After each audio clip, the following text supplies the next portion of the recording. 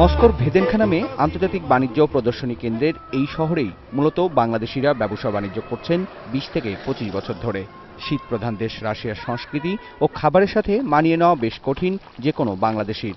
তাই বাংলাদেশিদের সংখ্যা বাড়ার সাথে সাথে বাড়তে থাকে বাঙালি খাবারের চাহিদা।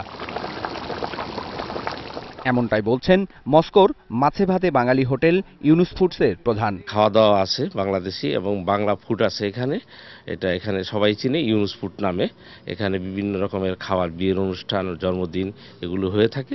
প্রবাসে বসে হাতের কবজি ডুবিয়ে ডাল ভাত, আলু ভর্তা আর মাছ মাংস খেতে পেরে তৃপ্ত বাংলাদেশিরাও। খুবই ভালো লাগতেছে।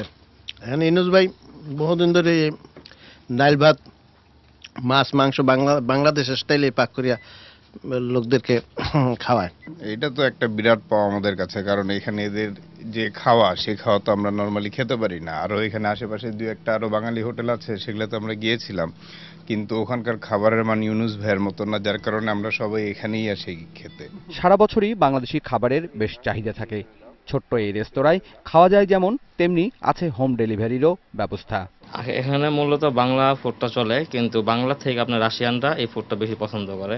বাংলাদেশি কাঁচামরিচ এবং বিভিন্ন রকমের ফল, আম, লিচু যা আছে এগুলি ইত্যাদি ইত্যাদি আমরা সংগ্রহ করি এবং কাস্টমারদেরকে আমরা হোম, যেটাকে ডেলিভারি বলে, ওটাও আমরা করে থাকি। এখন আমাদের ব্যবসার সিজন না, এখন আমরা আপাতত 4 জন কাজ করছি।